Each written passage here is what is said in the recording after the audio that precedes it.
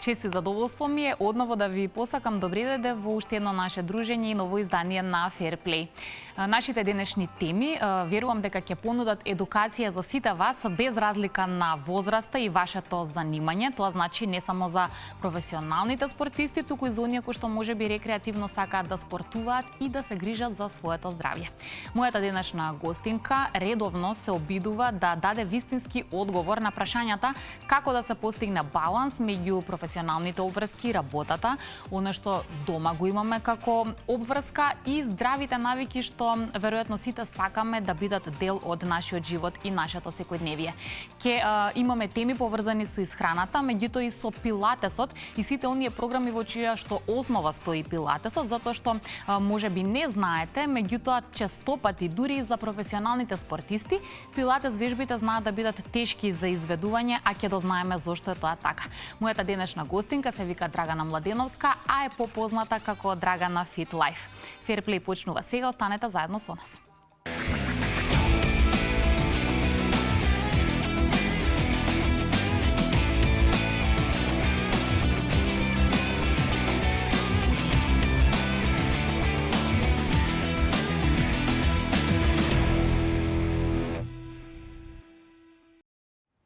Ако треба накратко или со една реченица, таа да ја опише својата улога и работа и оно што го прави за многумина, тоа би звучало вака: ти помагам да живееш здраво и исполнето.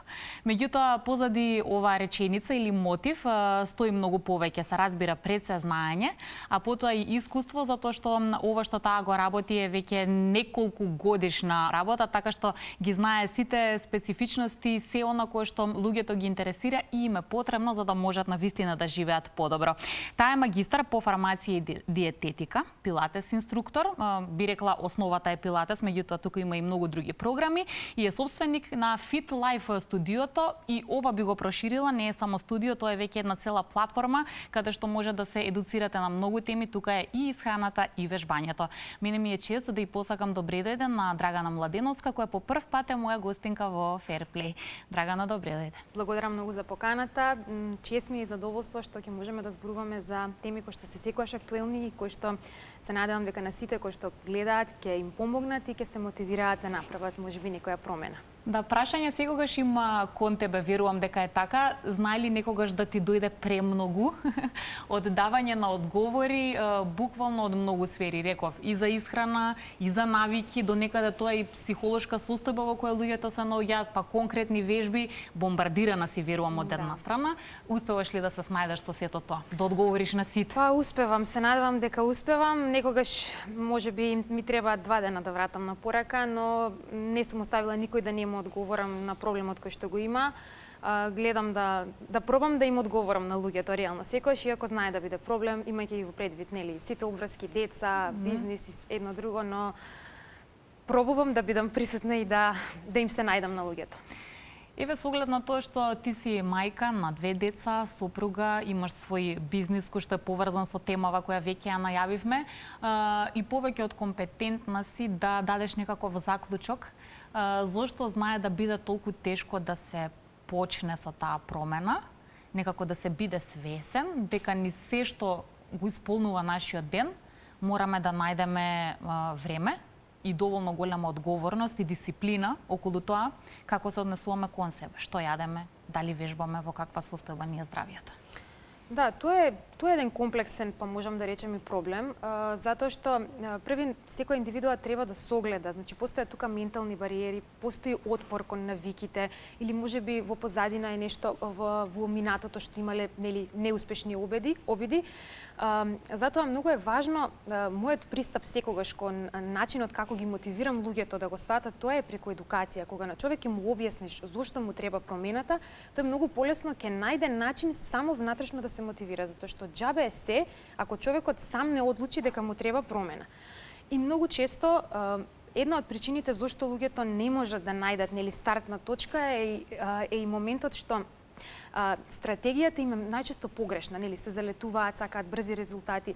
Многу е важно правилна стратегија за квалитетно и постепено менување на навиките. Не треба да трчаме во целокупниот процес и да брзаме да стигнеме до целта, туку да научат луѓето да уживаат во процесот, затоа што промената на навиките треба да биде животен стил, а не предизвик за 7 или за 1 месец.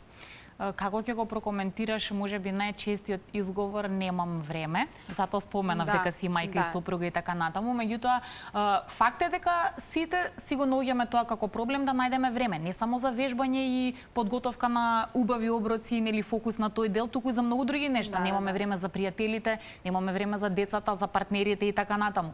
Така што како ти се снаоѓаш во тоа да го организираш? Искрено, немам време е изговор ако не сакам да најдам време. Значи имаме приоритети во животот и нели работи кои што не се помалку приоритет. И најчесто изговорот немам време е за да се оправдаме пред себе си. Реалноста е дека секој може да најде време да вежба, затоа што не станува збор за не знам колкава блокада од денот кој што ќе ни го земе вежбањето. 20-30 минути на ден се доволни и тоа не мора секој ден. Нека сте 3-4, максимум 5 пати во неделата по 20 минути. Зарем нема секој толку време. Значи скроламе на телефоните, сите го користиме социјалните мрежи и потрошиме многу повеќе време, без разлика на сите обврски. И тоа е моментот, значи треба да се постават приоритети. А ако здравието не ни е приоритет во животот, што друго би ни било? Нема да сум ни добра мајка, ни добра сопруга, ни бизнисот нема да го водам ако не сум здрава. И за секоја индивидуа тоа би се однесувало. И затоа треба малце посвесно да се пристапи на целиот процес. Не вежбаме за да го трошиме времето, вежбаме за да можеме поквалитетно да го живееме животот, поквалитетно да ги работиме работите во текот на денот, да бидам попродуктивна на работа, да бидам подобра мајка, да подобро да спијам, да сум посреќна, да немам никакви нели менталните нарушувања, анксиозноста, грижите, стресот, менаџирањето на стресот. Значи стресот многу полесно се менаџира кога сте физички активни, затоа што вежбањето прави една многу позитивна каскада на активација на процеси во телото кои што не прават да се чувствуваме среќно и исполнено.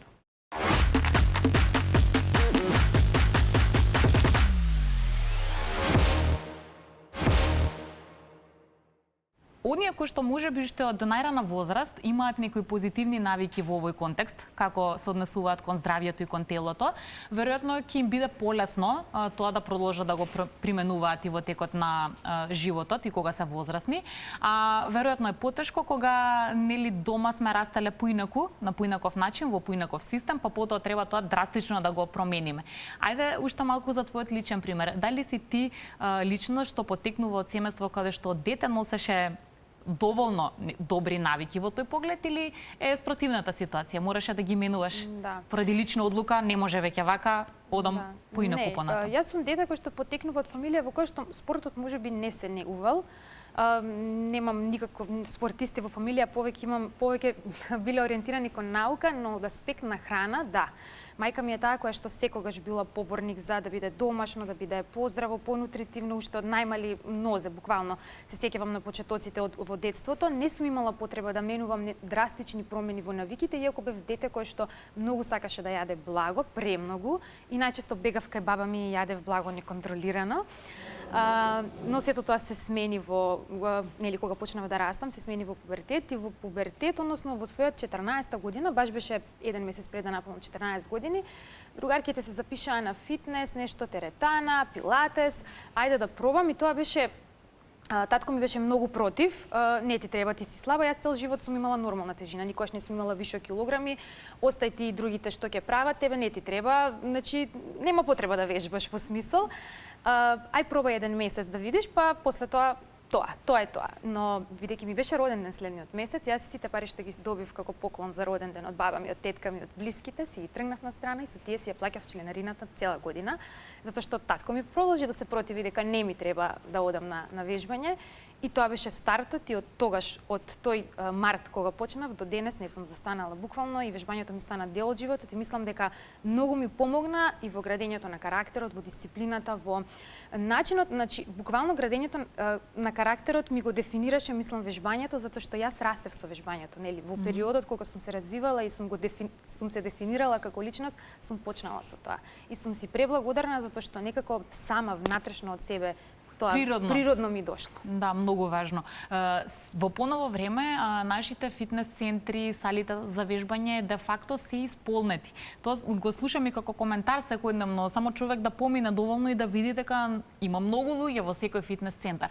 Е сега што мислиш тоа дека говори? Повеќе станува збор за некоја подобра едукација, кревање на свеста, нели сите сме подобро информирани, или можеби повеќе некаква мода, некакво место само за социјализација, понекогаш и за сликање. Значи чувствуваш дека има доволно голем ефект со тоа што има повеќе луѓе, или бројката не предодредува дека сме поедуцирани на темата? Па мислам дека работите се менуваат, особено последниве, исто јас забележувам последниве 2 години. Значи јас моето студио го отворив во 2017 и можам да кажам дека периодот можам да го поделам пред и после ковид. Значи после пандемијата луѓето сватија дека здравјето ни е многу важно.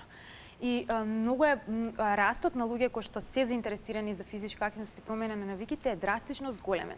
Минатата година првпат ми се случи во сите години наназад, значи буквално моето студио работи со пун капацитет постојано, групите цело време се исполнети. Минатата година се случи дури и за време на летните месеци во кои што обично имаме пат на вежбачите, да остане константна бројката. Буквално групите останаа полни, што говори за фактот дека луѓето се свесни дека вежбањето е дел од нивниот живот и дека не е нешто што треба да го прават кампањски. Одеа на одмори 2 недели, се враќаа и тоа беше тоа. Така да мислам дека има подобрување, иако како нација нели имаме уште работа, дефинитивно не можеме да се носиме со многу други земји во светот каде што вежбањето е дел од нивната култура, но сепак сме на добар пат, но едукацијата пред се мора да продолжиме со едукација затоа што само едукација вистинска ќе ги мотивира луѓето на навики. Да, кога се свесни буквално што тоа ќе им донесе секоја промена која ќе направат позитивна. Имаме ли некоја возрастна група на луѓе која што е најмногу активна од до? Па мислам дека кај мене најмногу се од 25 така до кај 40 години, иако имам луѓе и 40 плюс, имам и помлади, и 50 и 60 плюс, па мислам дека имам и 70 плюс неколку. Од 25 до 45 е најбројна групата затоа што тоа е период во кој што почнуваме веќе да ги чувствуваме негативните ефекти на тој седечки начин на живот. Луѓето веќе тука стануваат свесни за многу работи, исто нели најчесто се започнува со работа во тој период, па стресот од околината, семејство, деца, едно друго, и тоа е како на некој начин нели и издувен вентил е вежбањето, момент за социјализација, да излезеш од дома, но и да си го подобриш здравјето. Мислам дека тоа е една од клучните причини зашто таа возрастна група е најбројна. Почесто се среќаваш со луѓе кои што одлучуваат да вежбаат поради тоа што не им се допаѓа како изгледаат, поради тоа што веќе имаат некаков тип на здравствен проблем, па мора од некаде да се почне, секогаш или најчесто треба и мора да се вклучи физичка активност, или почесто е тоа од превентивен тип. Значи поради информираност, едукација, па сега јас ќе превенирам, не сакам да дојдам до момент да лекувам. Што кој е почесто? Првото. Многу почесто луѓето кои ќе се соочат со здравствен проблем стануваат свесни дека требали нешто можеби да направат и порано. Затоа мојата цел е да зборувам повеќе за да ја кренеме на повисока ниво превентивноста, затоа што кај нас во државата и општо на превенција не се работи, а тоа е многу важно. И најчесто луѓето дури и во помлади години се среќаваат со некој здравствен проблем, нели? Промените на телото веќе после 30-та година, како што реков, нели, седечкиот начин на живот, веќе телото почнува да ги чувствува, и кога некоја жена ќе се соочи со тоа кој ќе го види, тогаш се активира алармот дека треба да направи нешто. За жал, докај 30 години, најчесто 25-30 години, повеќе доминира тоа, нели, ќе почнам да вежбам заради подобар физички изглед. А веќе после 30-та година се активира тој другиот аларм.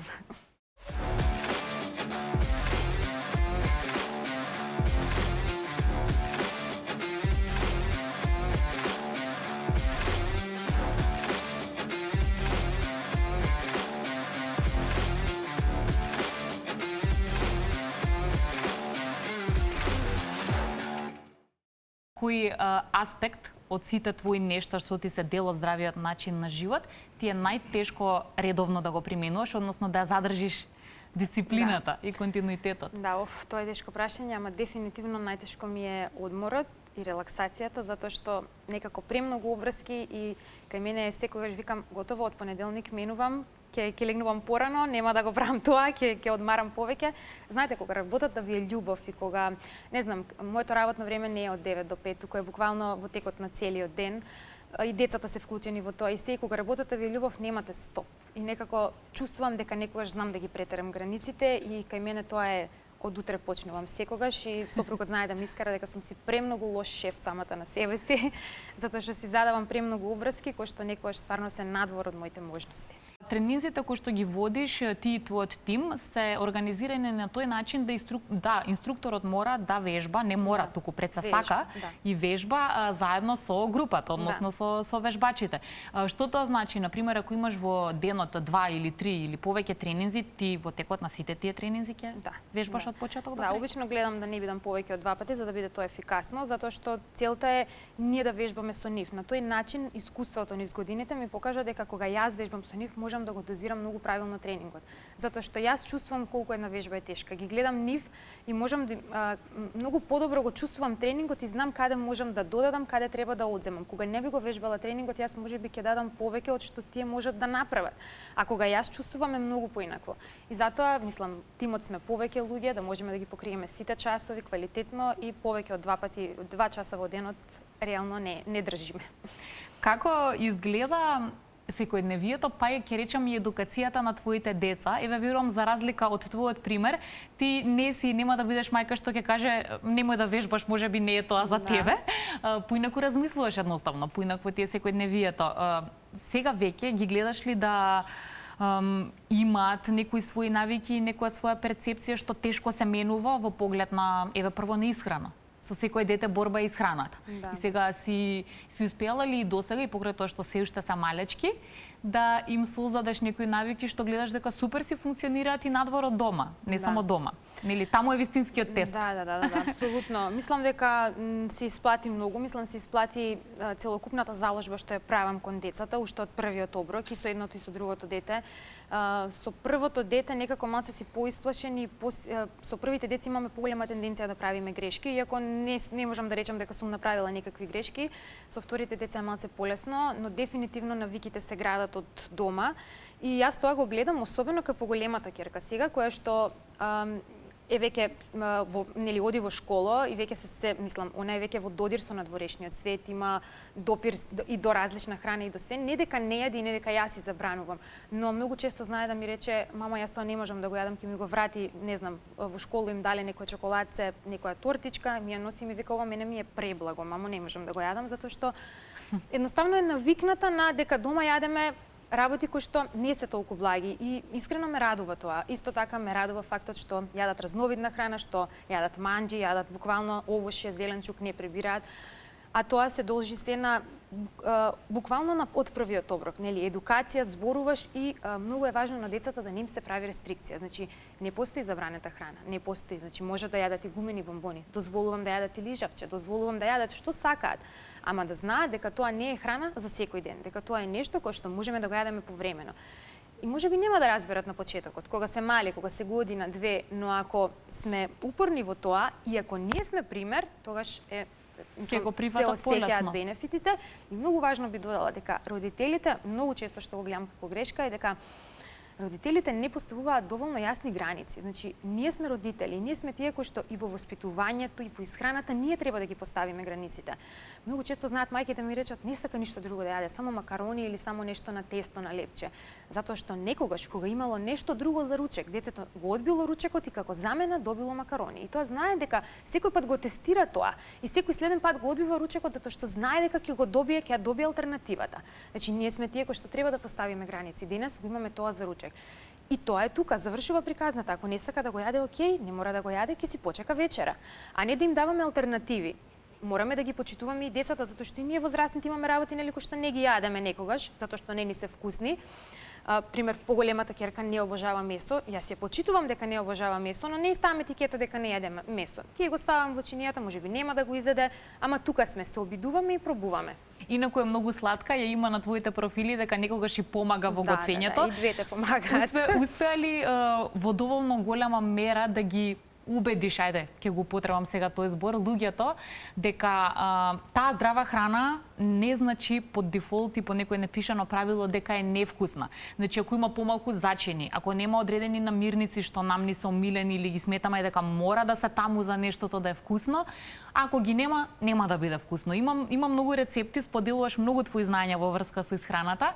Јас сум меѓу тие кои што пробала и сум си приготвила нешто што кај тебе сум го видела и сум се уверила дека е така. Меѓутоа, тешко ли е тоа да пробие? Тешко ли е луѓето барем да се обидат, да направат некој рецепт, да го вкусат, па тогаш да кажат дали таа здрава храна е вкусна или не? Јас многу секојдневно добивам многу слики од мои рецепти. А како потврда? Да, и сатисфакција. Да, дека правеле и сум задоволна. Мислам дека луѓето пробуваат и гледаат дека здравата храна може да, не може, здравата храна е вкусна, треба само на правилен начин да ги скомбинираме работите и малце да си ја смениме перцепцијата. Не мора да биде толку мрсно, толку солено за да биде вкусно. И кога и сетилата ќе ги научиме поинаку и тие поинаку ќе ја перцепираат нели храната и самиот вкус.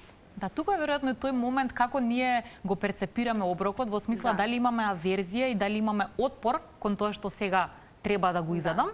Или пак ќе прифатам, чекај, сакам ова да го пробам, сакам да го вкусам и можеби ако неколку пати го подготвам и јадам, ќе биде окей, нели? Како пристапуваме? Да, тоа е, јас баш зборував, имав една цела серија од едукации за свесно јадење. Значи, многу е важен свесниот пристап. Свесно да пристапам дека јас таа храна што јадам прави некаква услуга на моето тело и кога од тој аспект ќе погледнеме на нештата, мислам дека многу е поинаква перцепцијата. Да. Ќе признам, имам јас во околината примери кои што е тешко да ги убедиш, например, цедано цвекло, некои такви здрави нешта да ги пијат, јадат. Не мора, мислам, не мора да се оди, не мора се. Доволно е дел од навиките да ги смениме. Значи, полека.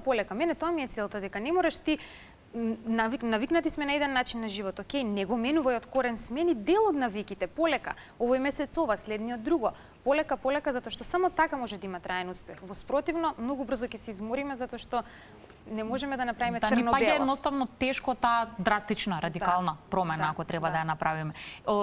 Имаш ли некои од тие здрави намирници, еве да ги земеме овошје, зеленчук, кои што ти се омилени и некако знаеш и самата дека секогаш се провлекуваат во твоите рецепти затоа што го сакаш вкусот? И спротивно на тоа, има ли некои намирници што не би ги јадела на некој начин, дури да е тоа последната опција што тебе ти се нуди за некаков оброк? Па искрено немам нешто кој знае колку омилено. Јас сакам овоше, сакам зеленчук, сакам се, многу сакам боровинки, од овоше многу сакам смокви, сум дури неконтролирана кога има смокви, онака можам цело кило да изедам, а се преблаги, ама многу ја сакам сезоната кога има смокви. Зеленчук сакам се, сакам многу зелени салати, обожавам, а што не би јадела? Не би јадела никогаш урда. Не може. Млечните производи ми се малце така. Ми мирисаат на млеко, не можам да го поднесам вкусот, текстурата. Можам да ја јадам во некои работи ако не се гледа. Пример, лепче имам едно што го правам со урда, ама не се гледа, не се осеќа дека има урда, инаку да го гледам вака во нативна форма не може. Не можам ни да го гледам, ни да го готвам, не може. Да. Добро. И сирење, значи јадам сирења, обично моцарела, гауда, користам кашкавали во моите рецепти кои што имаат помалку сол, кои што немаат мирис, затоа што не можам мирисот на млеко, тој мирис јак млечен, стварно вкусен, не го поднесувам. Знаеш, ова се коси со твоето потекло, меѓутоа немаш она типично македонски вкус. Знам, ама не можам.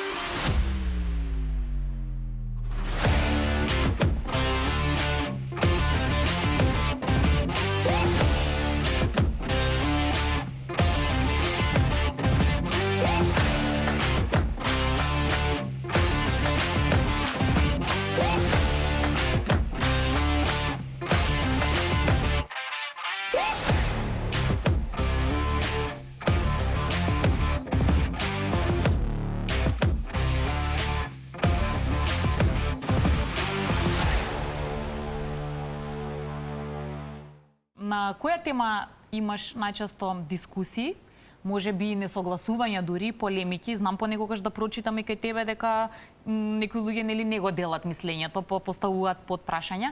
Значи, зашто најчесто знаат да не се согласат во твоите совети, во она што, како да кажам, врз основа на твоето знаење и на она што си го учела, истражувала на научна база, го споделуваш на некој начин како готова информација. И сега каде најчесто има контрирање? Искрено немам нешто големо контрирање, затоа што обично секогаш кога објавувам нешто, јас имам научна подкрепа за истото.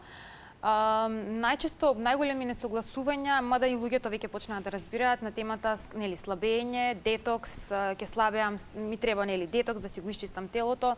Ми требаше можеби доста време да зборувам на таа тема за да ги убедам луѓето дека нас не ни треба детокс, дека телото само си прави детокс ако ние имаме правилен начин на исхрана и ако се грижиме за телото.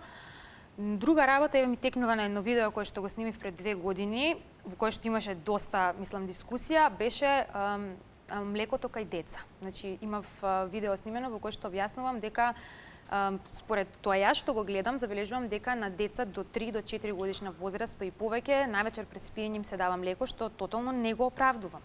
Затоа што детето да спие подобро. Имав објаснување зошто тоа не го оправдувам и до кога треба да се прекине со млекото, и тука имаше големи несогласувања, затоа што многу родители се препознаа во тоа дека тоа го прават и пробуваат да си најдат убедување. Ако погледнеме од друг аспект, тоа е навистина многу погрешно. Затоа што не може ние да му даваме на детето млеко, тоа е храна, лактозата останува налепена на зъбите. Значи никој не размислува за денталното здравје на децата и дека тој кариес што се создава не е само естетски проблем на зъбите, туку тоа е воспаление во устата кое што влијае и на имунитетот, влијае на целокупното здравје.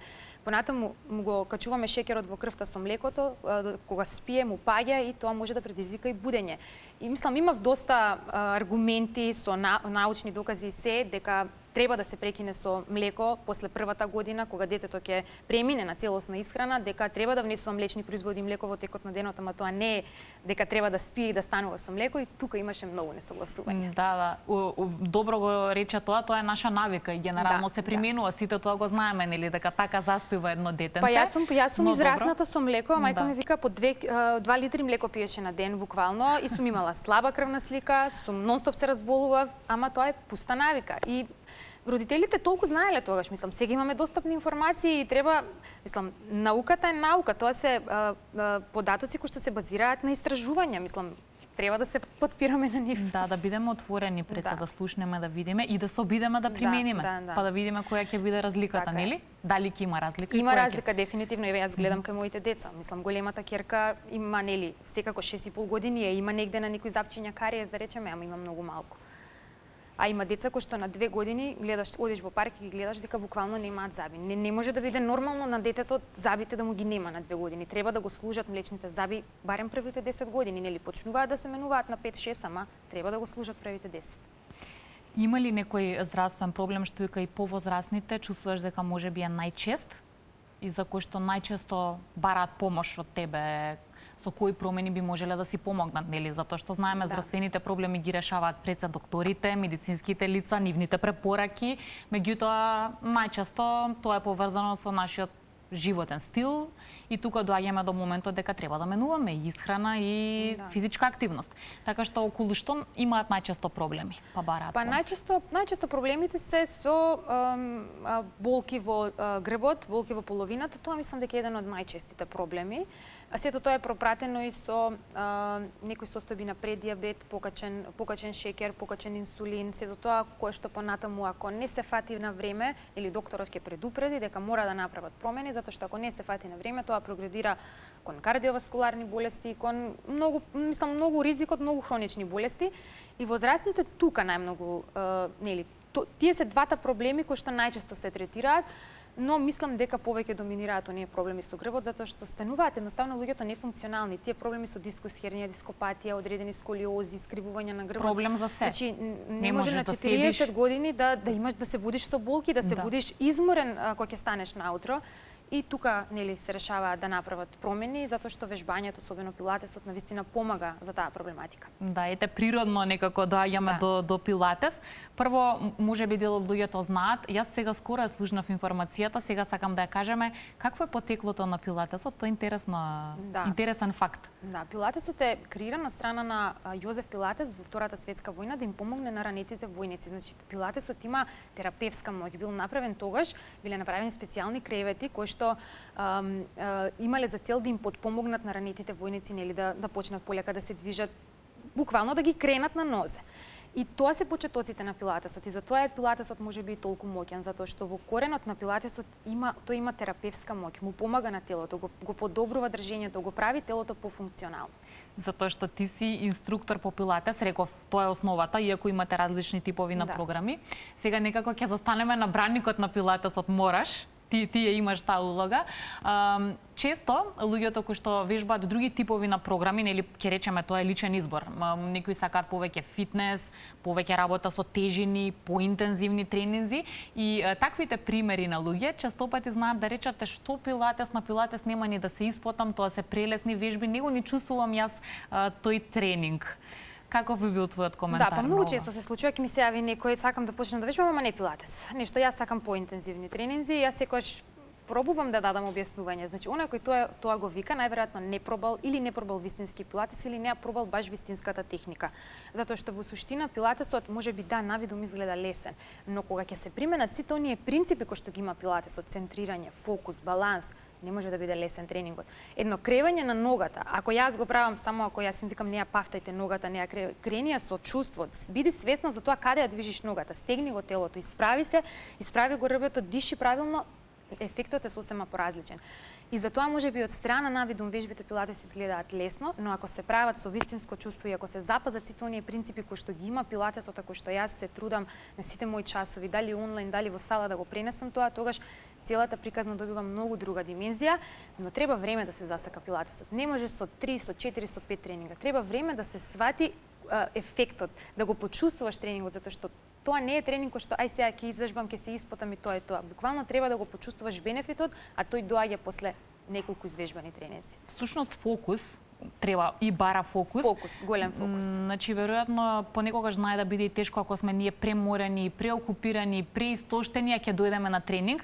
Да. Нели непишано правило е секогаш подобро и да дојдеш и да одработиш тренинг, ако не со полн капацитет, еве нека и со одреден процент, отколку воопшто да не дадеш. Меѓутоа, веројатно знае да отежни ако немаме доволно фокус. Да, дефинитивно. И јас на самата себе си имам почувствувано, ако не сум спиена доволно, ако не сум одморена, губиш концентрација, губиш контрола, губиш балансот, значи, но од друга страна се си има бенефит. Ќе извежбаш и тоа малце што ќе го извежбаш. И малце јас им викам секогаш, не можеш да дадеш 100%. Направи 5 повторувања, прави ги преку едно. Прави си кратка пауза измеѓу. Ќе има подобар ефект тоа малку отколку воопшто да го скокнеш тренингот. А и моментот на дисциплина, дека не сум го пропуштил тренингот, дека сум пронашол сила да дојдам и покрај се и да тренирам и да вежбам. Има и некои примери на познати спортисти што светов ги знае, а имаат добра врска со пилатесот. Може да дадеме некои примери? Да. Леброн Джеймс вежба пилатес, тој доста, мислам, го практикува доста долго за да си ја подобри и формата и најчесто го прават спортистите пилатесот за да превенираат повреди, затоа што најчесто во спортовите нели активираме одредени мускулни групи, пример, не знам, во кошарката трчаат, нели нозе, скокаат, прават нагли движења. Кога со пилатесот се зајакнуваат оние мали мускулчиња, се подобрува флексибилноста, се подобрува мобилноста на зглобовите, што превенира од повреди и ги прави всушност самите играчи многу поефикасни и помоќни. Исто тука е и Кристијано Роналдо. И тој практикува пилатес, а практикуваат и многу познати, пример Мадона имам видено, слушнато, Дженифер Лопес. Да, што имаат јавни професии. Да, што го користат пилатесот. И напорен живот. Да. Да, бога ми, кај нив е потребна физичка кондиција, знаеме зошто, за сите тие шоуа, патувања и така натаму. Во контекст на ова, ти добро рече, пилатесот превенира многу нешта, меѓутоа дури има и клипови што сега скоро ги гледав, клипот не беше со надпреварувачи спортисти, беше со бодибилдери, каде што доаѓаат на пилатес тренинг, меѓутоа станува смешно после некое време, затоа што тие не можат да ги изведат вежбите. Значи, веројатно немаат прво таква рамнотежа, гломазни се, едноставно горниот дел од телото е порази. Тоа е проблемот. Да, тоа што го кажа. ова е тој проблем. Така истото важи за надпреварувачите спортисти? Има Значи, некој дел од телото што е недопрен? Имаме делови од телото што е недопрен, Да. што не го активираме. Пилатесот на некој начин може да биде потпора. Затоа што, пример, еве и кај бодибилдерите, тие да ги вежбаат големите мускулни групи, ама ги забораваат малите мускулчиња, забораваат мобилноста на зглобот. Ако зглобовите не ми се подвижни, јас не можам ни да ги правам ефикасно движењата. Исто така флексибилноста кај нив, кај бодибилдерите, имаме многу намалена флексибилност затоа што мускулот е многу голем и густ. И кога ќе почнам да го вежбаат пилатесот, баш јас го гледав клипот, ми го пратија, дури смешно на крај да ме колку е лесно, а уствари се тресат буквално нозете им се тресат, не можат да ги издржат движењата затоа што тоа е бара концентрација, фокус, контрола, балансирање и центрирање. Повторно дам со личен пример, некако тренерот е и природно да биде под лупа, па вежбачите нели во буквална смисла да земаат пример за тоа како изгледаш, па што правиш, па што јадеш и така натаму. Не можеш да бидеш добар пример ако вистински не ги правиш сите тие работи. Вака кога ќе погледнеш наназад, затоа што си поминала низ многу фази, си родила 2 деца и така натаму, што е тоа што како најголем бенефит го гледаш благодарение на твојата дисциплина, благодарение на тоа што не си се откажала од тоа дисциплинирано да јадеш, да тренираш, дури сега веќе повеќе од тоа што треба. Значи, кои се клучните нешта за кои што си велиш сама на себе браво и благодарам Драгана што беше истраена. Да, па јас би ги поделила ефектите на 2 дела, на ментални и физички. Физичките придобивки се огромни. Значи, јас буквално не ги почувствував од физички аспект бременостите, 2 бременности. Не ја изгубив воопшто формата на телото, силата, кондицијата, ништо не изгубив. Едноставно ги родив децата и после месец дена јас бев спремна повторно за активности, затоа што телото ми имаше добра основа и добра база.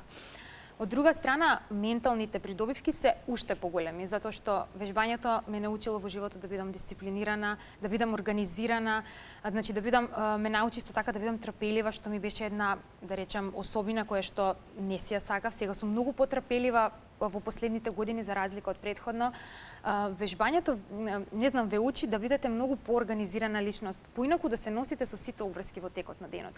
И тоа се најголемите бенефити кои што ги чувствувам. Позитивноста, јас се будам со позитивна енергија наутро, секогаш сум, како да речам, со продуктивност, сакам да направам повеќе од денот, елан.